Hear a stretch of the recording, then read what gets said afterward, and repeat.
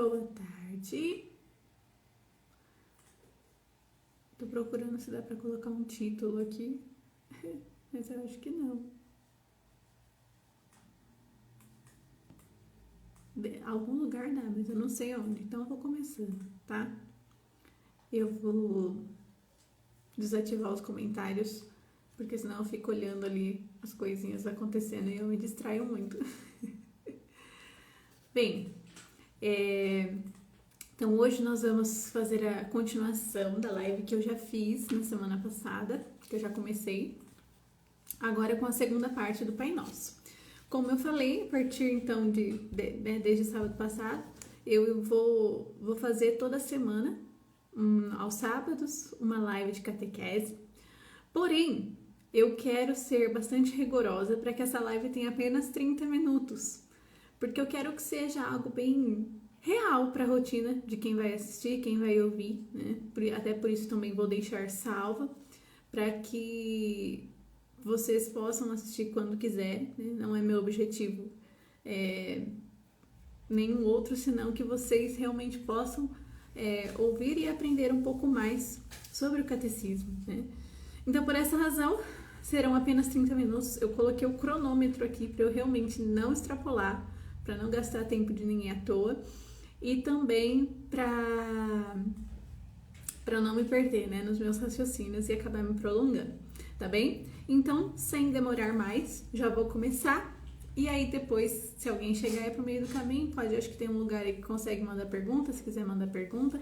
Se não tiver pergunta, também vou seguindo, tá bom? Então, na semana passada, eu vou começar a fazer um breve resumo, uma breve recapitulação do que eu já falei na semana anterior.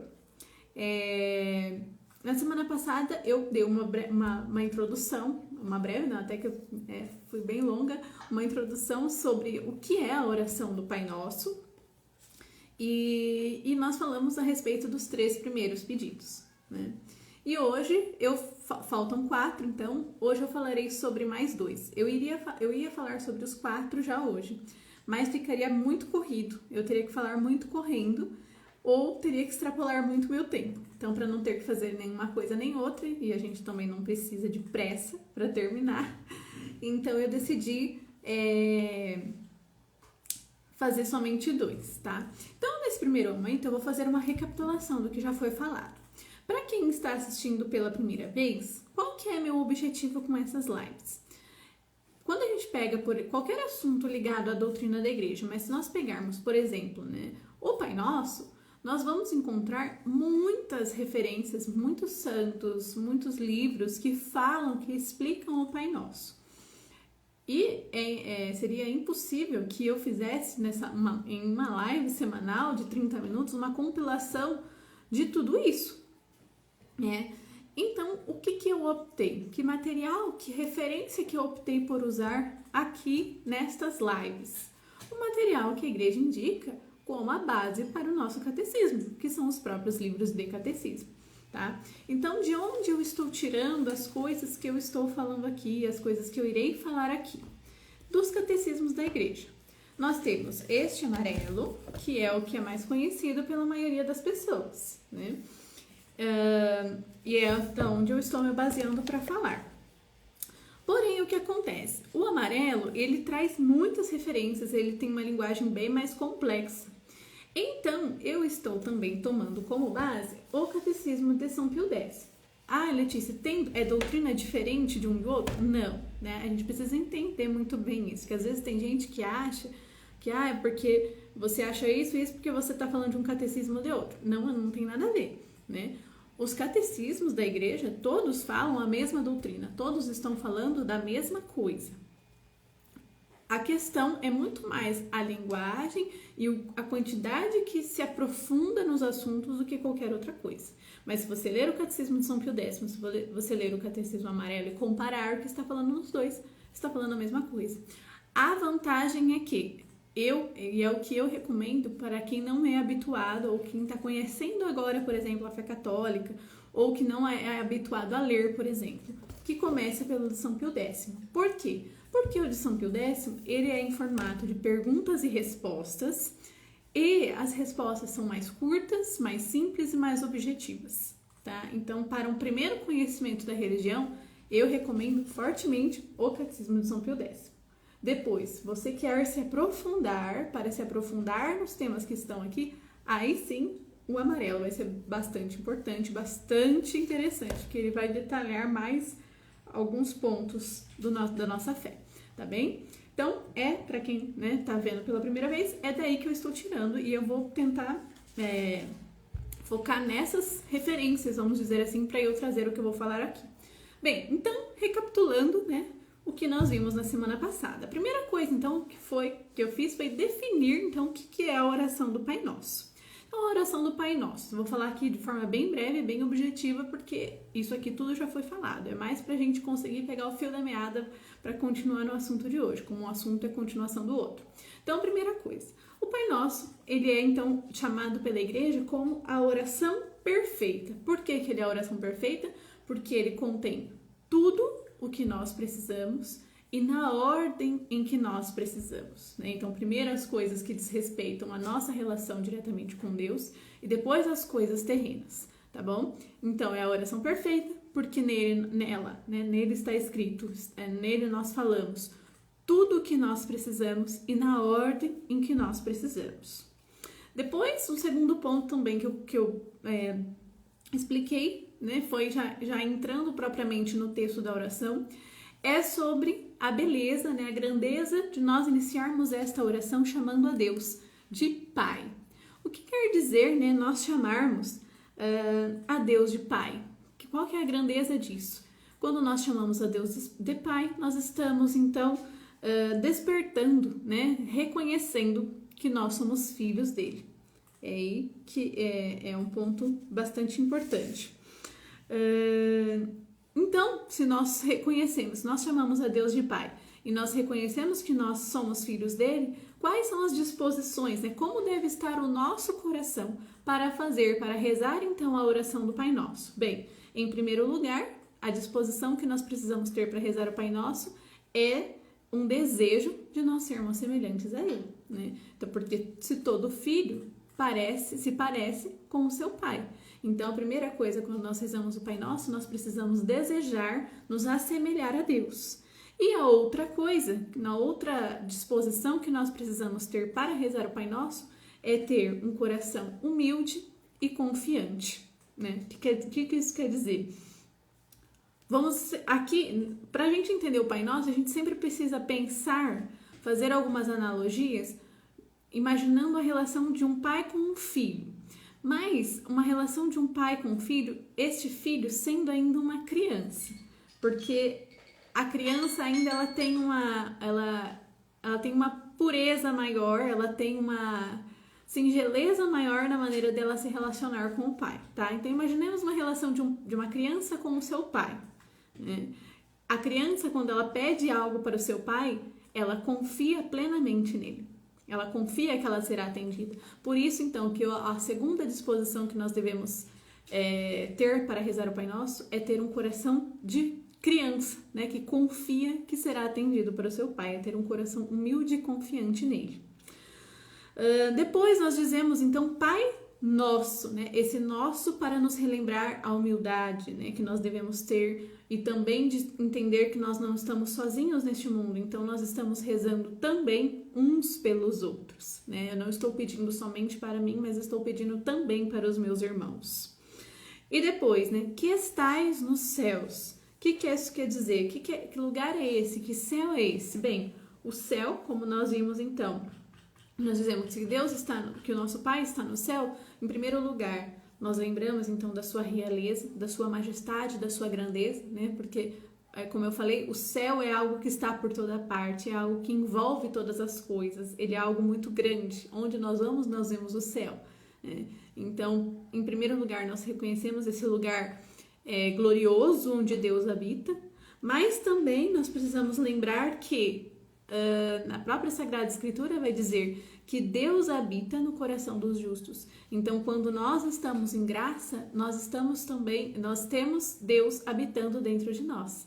Então, dizer que Deus está no céu é também lembrar do Deus que habita em nosso coração, E depois, então, Pai Nosso que estás no céu, começamos a oração, né? Essa é a primeira introdução ali que nós temos na oração. Em seguida, iniciam-se então os 7 pedidos. Então, na semana passada, eu falei dos 3 primeiros. Os 3 primeiros, então, recordando, eles tratam diretamente da nossa relação com Deus, né? De uma maneira mais profunda, as virtudes mais... agora me fugiu a palavra. As virtudes, digamos assim, mais sobrenaturais, né? E aí, então, vamos lá, lembrando rapidamente cada um dos pedidos. O primeiro pedido, né? Pai Nosso que estais no céu, santificado seja o vosso nome. O que significa nós pedirmos a Deus, santificado seja o vosso nome? Nós estamos pedindo para que nós reconheçamos a santidade de Deus. Nós não somos nós que santificamos a Deus, porque nós somos apenas criaturas. Nós não temos poder de santificar nada, né? Mas nós queremos que a santidade de Deus seja reconhecida na nossa vida, né? É isso que nós estamos fazendo nesse pedido. Então, este pedido, ao mesmo tempo que ele é um ato de louvor, porque nós estamos reconhecendo que Deus é santo, ele também é um pedido para que nós nos tornemos santos. Porque de que maneira que na vida real, na vida prática, a gente mostra para Deus, a gente reconhece que Deus é santo, sendo também santo, santificando as nossas ações. E santificando as nossas ações, nós santificamos também os nossos irmãos. Porque veja, se a gente olhar para a vida dos santos, as coisas santas que eles fizeram não impactaram somente sobre eles, mas favoreceram os outros também, levaram as outras pessoas à santidade também. Então, quando a gente diz santificado seja o vosso nome, nós queremos pedir a Deus que com a nossa vida, né, com o testemunho de uma vida santa, nós santifiquemos, nós reconheçamos a santidade dele. E santificando a nossa vida, nós também levamos os outros à santidade. Depois, no segundo pedido, nós dizemos, venha a nós o vosso reino. Bem, a gente viu mais detalhadamente, dentro dessa ideia de pedir que o reino de Deus venha até nós, esse reino nós podemos entender de 3 maneiras, né? Então, nós pedimos para que o reino venha até nós, para que esse reino, né, que é o reino de Deus, reine na nossa alma, reine dentro de nós, então que esse rei, né, que é nosso Senhor, ele reine realmente no nosso coração, nas nossas vontades, nos nossos desejos, nas nossas fraquezas, né, que ele nos ajude a vencer as nossas fraquezas, os nossos pecados, então que ele de fato reine na nossa vida, na nossa alma. Mas também, quando nós pedimos que venha o reino de Deus, nós também queremos pedir o quê? Que este reino dele, ou seja, que este lugar onde ele manda, ele diz como devem ser feitas todas as coisas, aconteça também já neste mundo, né, neste tempo, e especialmente na igreja, né, que é a instituição, digamos assim, que é aquilo que Cristo nos deixou para nos encontrarmos com ele, né? Então, quando nós pedimos também que o reino de Deus venha até nós estamos pedindo para que, sobretudo na igreja, aconteça a vontade dele, né?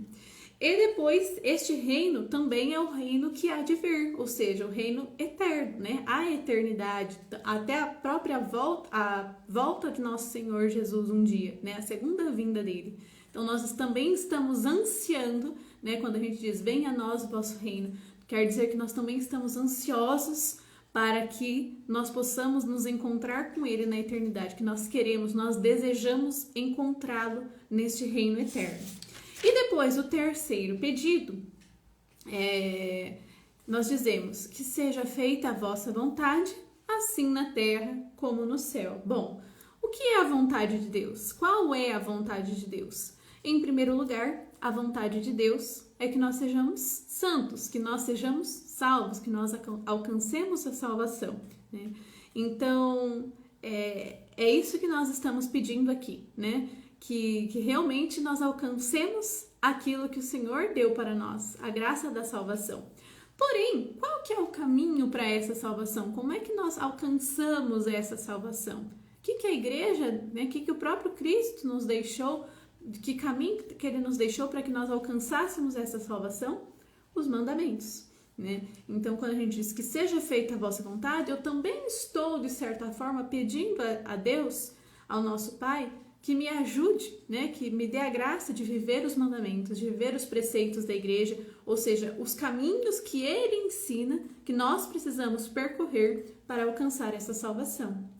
E também, quando nós dizemos que seja feita a vossa vontade, assim na terra como no céu, nós podemos entender que, precisamos nos lembrar que para cada um de nós, Deus tem um chamado especial. Né? Cada um é chamado a uma vocação, a uma vida em particular. Né? Então, também, quando nós dizemos que seja feita a vossa vontade, nós pedimos para que o Senhor nos ajude a enxergar no nosso chamado particular o que Ele quer.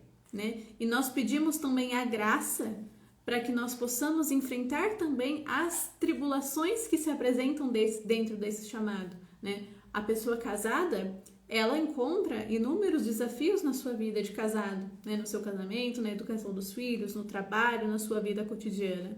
Então, que seja feita a vossa vontade. Então, aqui onde o Senhor me chamou, neste casamento, né, eu peço a vossa graça para reconhecer o que o Senhor espera de mim aqui e que eu consiga também enfrentar os desafios cumprindo a sua vontade. Né? Assim na terra como no céu, ou seja, que aconteça já neste tempo o que já acontece perfeitamente no céu, porque o céu é o lugar onde os santos e os anjos já vivem plenamente a vontade de Deus. Então nós pedimos para que aqui também nós consigamos viver dessa maneira. Muito bem, então isso foi basicamente o que nós vimos, né? Aqui eu fiz um baita resumão rapidinho de tudo que nós vimos na nossa última aula, né? E aí hoje então nós vamos falar dos dois seguintes pedidos. O pão nosso de cada dia nos dai hoje, perdoai-nos as nossas ofensas, assim como nós perdoamos a quem nos tem ofendido. Então vamos lá. O pão nosso de cada dia nos dai hoje. A primeira coisa que nós podemos ver aqui pedindo, né, o pão nosso de cada dia nos dai hoje, é mais uma vez a imagem da criança que pede algo a seu pai. Né? Nenhuma criança, a criança pequenininha, bem pequenininha ainda, quando ela ainda não está na idade da razão, quando ela pede algo, né, quando ela pede o pão para o pai, para a mãe, ela tem certeza que ela vai ser atendida, ela não tem dúvida, né? O bebezinho, quando ele chora para mamar, ele não fica em dúvida se a mãe vai dar o leite ou não, ele tem certeza que ele vai ser atendido. Ele confia de todo o coração, ainda que não conscientemente, mas ele confia de todo o coração que ele vai ser atendido na sua necessidade, né? E aqui também, quando nós pedimos, né, o pão nosso de cada dia nos dai hoje, em primeiro lugar, nós estamos nos colocando numa condição realmente de total confiança, de que Deus vai nos dar o pão que nós precisamos para os nossos dias. Porém, é importante a gente perceber o fato de nós pedirmos a Deus com total confiança de que Ele vai nos dar tudo o que nós precisamos, não significa que nós estamos nos colocando também numa condição de passividade, ou seja, que basta simplesmente eu sentar aqui e pedir a Deus o pão e que Ele vai colocar o pão na minha mão de graça. Não é isso, não é isso que nós estamos pedindo nesse pedido. O próprio catecismo vai dizer, no Sermão da Montanha, Jesus insiste nesta confiança filial que coopera com a providência de nosso Pai. Ou seja, o que quer dizer com isso? Deus vai nos dar tudo o que nós precisamos, todo o pão que nós precisamos, mas nós cooperamos com isso. E a gente precisa entender a questão da providência divina.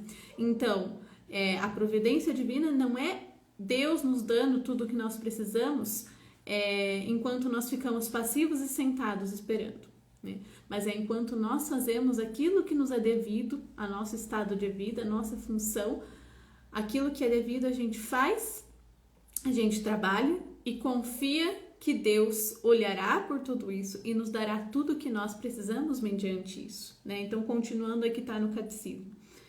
Ele não nos exorta, esse pedido não nos exorta a nenhuma passividade, mas quer nos libertar de toda inquietação e de toda preocupação.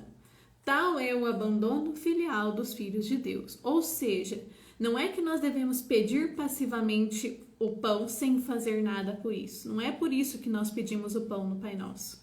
Mas é porque, sabendo que nós estamos fazendo a nossa parte, trabalhando e cumprindo os nossos deveres, nós não vamos ficar preocupados se receberemos ou não, porque nós sabemos que Deus vai olhar para todo o nosso esforço e todo o nosso trabalho, né? Olha lá, aos que procuram o reino de Deus e sua justiça, ou seja, aos que realmente fazem aquilo que devem fazer, ele promete dar tudo por acréscimo. Com efeito, tudo pertence a Deus, e quem possui Deus, nada lhe falta. Se ele próprio não falta a Deus, ou seja, se nós não faltamos com Deus, ele jamais nos faltará. Então, não é uma relação em que nós só recebemos de graça sem fazer nada. Não, mas é uma relação em que nós fazemos aquilo que nos é devido e Deus olha para as nossas necessidades e vai nos dando aquilo que nós precisamos, né? Agora, olhando um pouquinho mais profundamente. Bom, o pão. O que é o pão? Bem, o pão a gente pensa como algo para satisfazer a nossa fome, né? Uma necessidade que nós temos. Quando a gente pede o pão é porque a gente está com fome, porque a gente precisa de algo para se manter vivo, né? Então, que pão é esse que nós pedimos na oração do Pai Nosso? É o pão que alimenta o nosso corpo, mas não só o nosso corpo, porque nós, seres humanos, não somos só corpo. Nós somos corpo, alma e espírito. Então, na oração do Pai Nosso, quando nós dizemos o pão nosso de cada dia nos dai hoje, nós não estamos só pedindo para que Deus não deixe faltar comida na nossa mesa. Nós estamos pedindo para que Ele também não deixe faltar o pão que alimenta a nossa alma. E o que é que alimenta a nossa alma, né?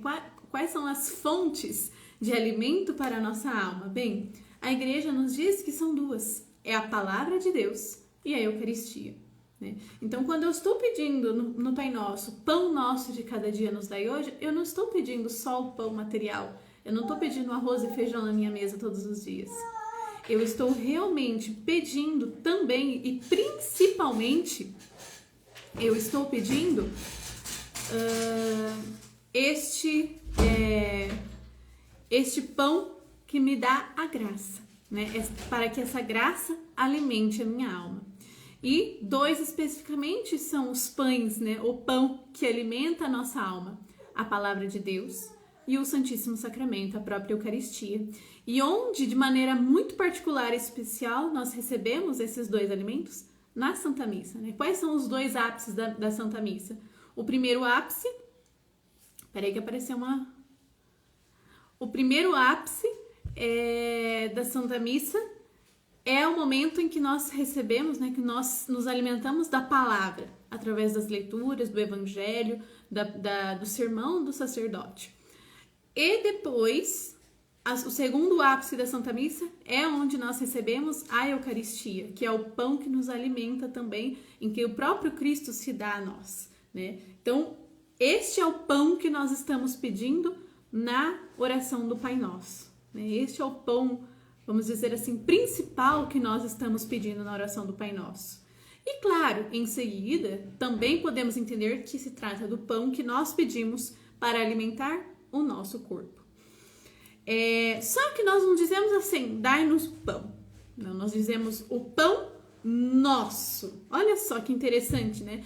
Nosso é um pronome que a gente fala possessivo. Só que ele não está no singular, ele está no plural. Mas vamos analisar tudo que envolve dizer esse nosso, então. Primeiro, o pão nosso. Então, se é um pronome possessivo, é algo que pertence a mim e não o que pertence ao outro. Então, quando eu digo pão nosso, em primeiro lugar, eu estou pedindo somente aquilo que me cabe. Então, somente que é justo que eu receba por meio do meu trabalho, por meio do nosso esforço. Então, o primeiro ponto é isso. Quando eu digo pão nosso, eu estou pedindo a Deus aquilo que é lícito a mim e não mais além disso, e não o que pertence a outra pessoa. Mas também, se o pão é nosso, eu estou reconhecendo que ele não é só para mim, que existe um alimento que não é só para mim, mas que todos devem comer, que todos precisam comer. E é aí que esta oração sempre vai nos lembrar que nós não estamos pedindo só para nós mesmos, mas nós desejamos também aos nossos irmãos. Então, por isso que nós dizemos, o pão nosso nos dai, ou seja, dai para nós. Eu não estou pedindo só para mim, né? Eu estou pedindo para todas as pessoas. O que isso quer dizer? Como assim? Então eu vou pedir o pão para que todo mundo trabalhe e ganhe? Também.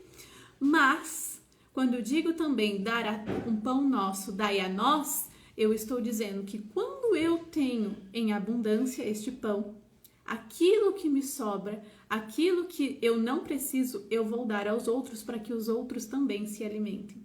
Para que os outros também sejam alimentados, para que os outros também tenham pão.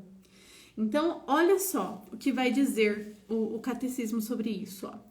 Trata-se de nosso pão, ou seja, é um pão para muitos. A pobreza das bem-aventuranças, ou seja, quando Jesus fala, né, bem-aventurados os pobres de espírito, o que ele está querendo dizer? É a virtude da partilha, que convoca a comunicar e a partilhar os bens materiais e espirituais, não por coação, mas por amor, para que a abundância de um venha em socorro das necessidades dos outros. Então, tudo isso só nesse pedido. Eu peço pão a Deus para alimentar meu corpo e minha alma, para que não falte alimento para meu corpo e para minha alma. Mas este pão é nosso, então eu quero a parte que me é devida, mas aquilo que eu recebo, que eu realmente não preciso, eu preciso dar para os outros. E se for necessário, até mesmo tirar um pouco de mim para dar para os outros, porque todos precisam se alimentar.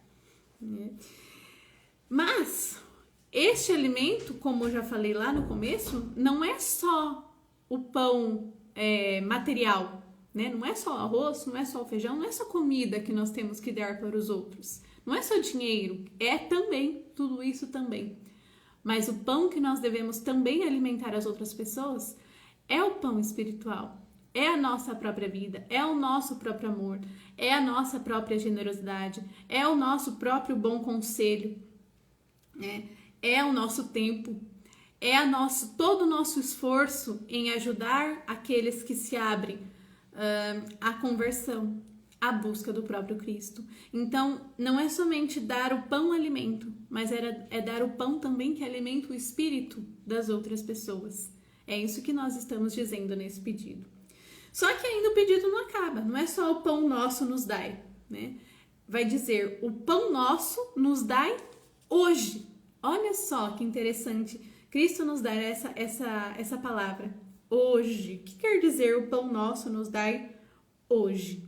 Hoje quer dizer uma expressão de plena confiança no Senhor.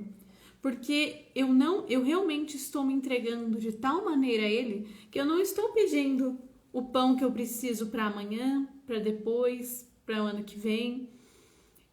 Eu estou realmente confiando que a cada dia Ele vai me dar tudo aquilo que eu preciso, sem pensar no que virá no futuro, né? Então, olha só. Olha o que é falado no Catecismo de São Pio X a respeito disso. Que é em perguntas e respostas. Então, a pergunta é: que mais quer dizer a palavra hoje na quarta petição, no quarto pedido? A palavra hoje quer dizer que não devemos estar demasiadamente preocupados com o futuro, mas pedir o que nos é necessário no momento. Por que nós devemos só pedir o que nos é necessário hoje? Porque toda vez que nós nos preocupamos demasiadamente com o futuro, nós perdemos o nosso olhar para o que está acontecendo agora. Todas as vezes que a gente se perde demais na ansiedade, na expectativa do que vai acontecer, nós desviamos o olhar do que nós precisamos viver agora. E, como filhos, nós precisamos confiar que o que é de amanhã, Deus nos dará amanhã. E o que é de hoje, Ele nos dará hoje, né? No próprio capítulo 6 de São Mateus, o Senhor vai dizer, Jesus diz ainda lá no sermão, não vos preocupeis com o dia de amanhã, a cada dia basta o seu cuidado. Então, quando nós pedimos este pão, não é qualquer pão, né? É o pão que nós precisamos hoje, porque nós confiamos que a cada dia o Senhor vai dar exatamente aquilo que nós precisamos, nem mais, nem menos, mas a exata medida que nós precisamos, né? Só que ele ainda não acaba aí, né? Porque eu falei, ó, o pão nosso nos dai hoje. Só que não é o pão nosso nos dai hoje, é o pão nosso de cada dia. E o que quer dizer, então, o pão de cada dia? O pão de cada dia se é cada dia, é uma quantidade para cada dia. Ou seja, somente o que é necessário e não a fartura, né? E não o excesso.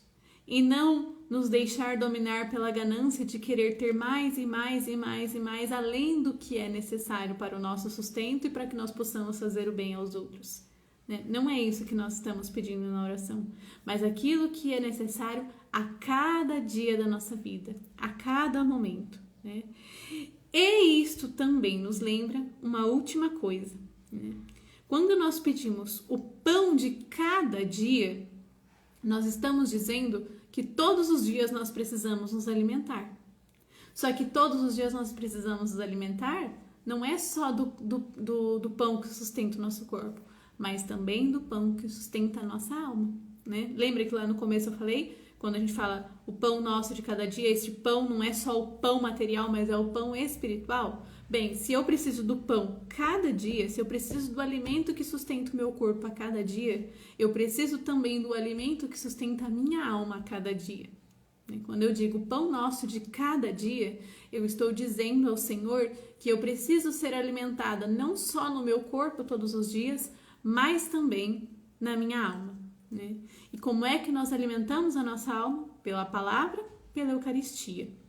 Nem sempre a Eucaristia diária a comunhão diária é uma realidade para a nossa vida, né? De leigos, de pais, mães, esposos, esposas. Mas a oração, né? A palavra, sim, a palavra todos nós podemos buscar e ouvir e receber todos os dias, né? A oração, que é onde nós nos comunicamos pela palavra com Deus, nós podemos sim viver e buscar todos os dias. Então, dizer o pão nosso de cada dia nos dai hoje, significa que todos os dias nós desejamos também receber e comungar e nos encontrar com o Senhor, para que Ele nos alimente, né? Para que a sua palavra nos alimente. Então é algo muito belo e muito profundo, que o próprio Santo Agostinho vai comentar, como está no próprio catecismo, dizendo: a Eucaristia é nosso pão cotidiano, né? Então, quando há a possibilidade de recebê-la, né? Mas nós podemos também entender a própria palavra de Deus.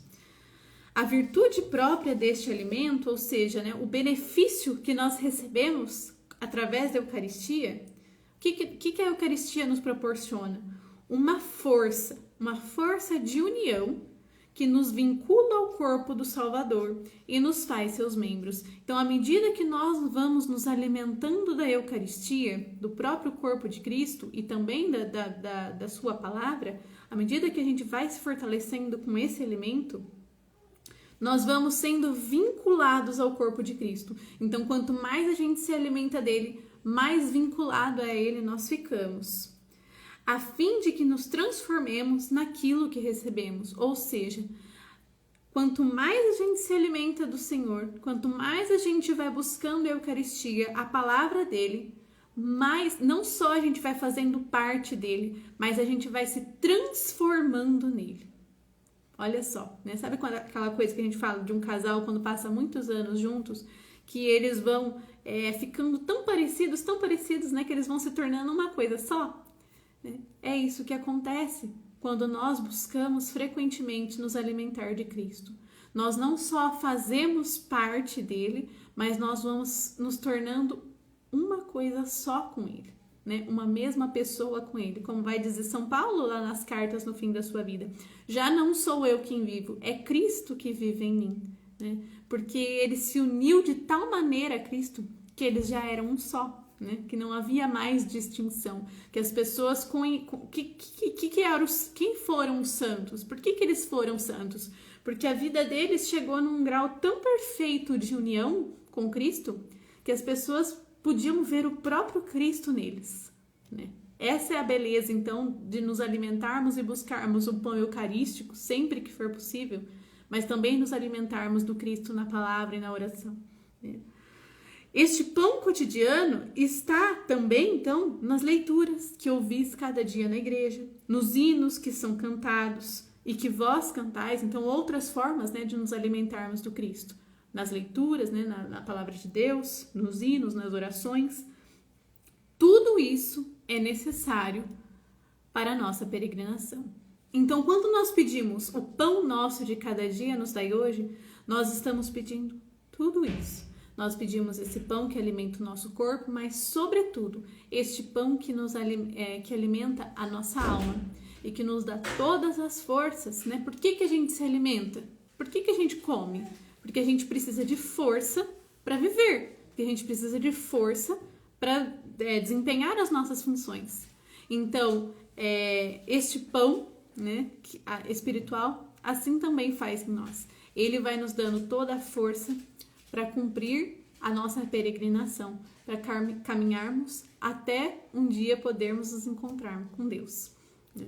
Então é isso. Eu ia falar 2 pedidos, mas já deu os 30 minutos. Então eu não vou extrapolar o tempo e eu vou continuar na próxima semana, então, falando do 5º pedido do Pai Nosso, tá bem?